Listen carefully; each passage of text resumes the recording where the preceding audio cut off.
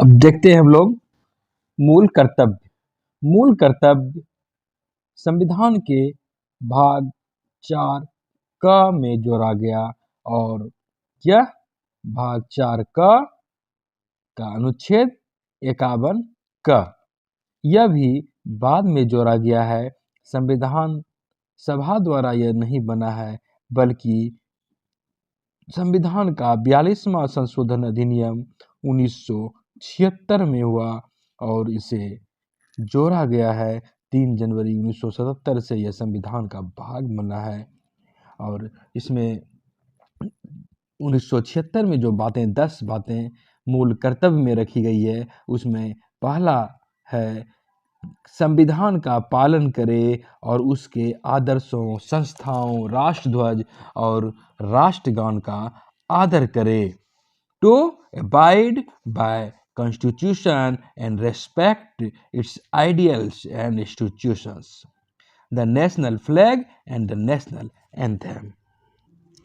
इसके अंतर्गत जो प्रमुख बातें कही गई है कि संविधान का पालन करें और इसके जो तमाम आदर्श हैं, जो संस्थाएं बनी गई है संविधान के द्वारा, और इसका भी सम्मान करे, इसका आदर करे, अपने राष्ट्रध्वज और राष्ट्रगान का आदर करे।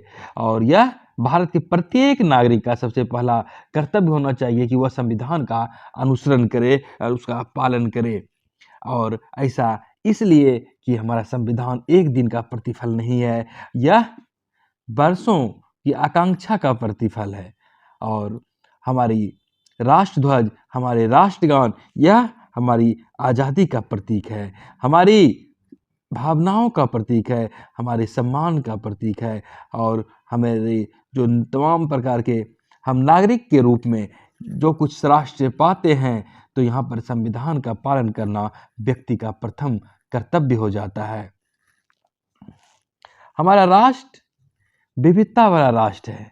कई एक संस्कृतियाँ, कई एक भाषाएं, कई एक धार्मिक व्यवस्थाएं, कई एक जातीय विविधताएं, कई एक सांस्कृतिक विविधताएं यहाँ देखने को मिलती है। इन सबों को एकता के सूत्र में हमारा संविधान बांधता है।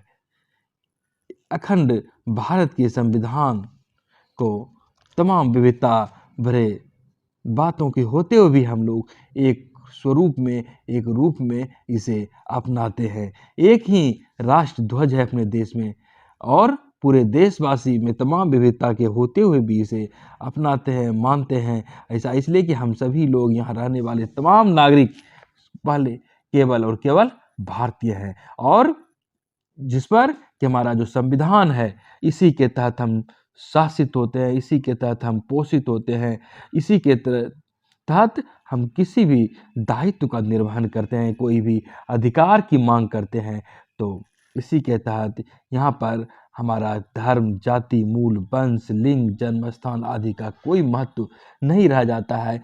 संविधान ही सर्वोपरि चीज़ होता है। ऐसे में हमें भी चाहिए कि संविधान, जो कि वर्षों की आकांक्षा का प्रतिफल था, और या वर्षों की आकांक्षा हम इस मायने में कह सकते हैं कि आज़ादी हमें एक दिन में नहीं मिली थी, और संविधान निर्माताओं ने, तत्कालीन स्वतंत्रता सेनानियों ने जो जनता से वायदे किए थे, इन्हें संविधान के माध्यम से आम जनता तक उन्हें व्यवहारिक रूप में पहुंचाने का एक माध्यम मिला था, और इसे व्यक्ति के अधिकार के रूप में संविधान में दिया गया। एक सर्वोत्कृष्ट सुंदर शासन व्यवस्था को स्थापित करने में उन लोगों ने अपनी भूमिका दिखाई।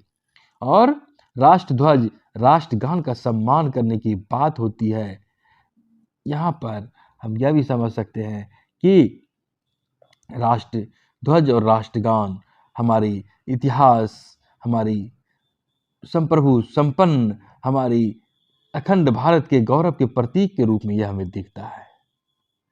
राष्ट्रध्वज और राष्ट्रगान के यदि आप अनादर करते हैं, तो यह समाजीकरण के सर्वथा विपरीत है, और यह एक असामाजिक घटना के रूप में देखी जाती है, एक राष्ट्र विरोधी घटना के रूप में देखी जाती है। और ऐसा किसी भी सूरत में इसका अपमान करना आपराधिक कृत्य जैसा होता है, एक अनैतिक आचरण के तहत होता है। और प्रत्येक राष्ट्र के लिए जितना नागरिक जरूरी है, उतना ही नागरिक के लिए संविधान का पालन करना जरूरी होता है, संविधान जरूरी होता है और नागरिकों की निष्ठा भाव, नागरिकों का समर्पण भावना ही एक संविधान को मूर्त रूप देता है, उनके तमाम सिद्धांत को अमल में लाता है। और यही कारण है कि मूल कर्तव्य के माध्यम से इस तरह की भावना स्थापित करने की कोशिश की गई कि हमें संविधान, राष्ट्रध्वज, राष्ट्रगान पर गर्व करना चाहिए। इन्हें काफी व्यापक आकार में देखना चाहिए। दूसरा मौलिक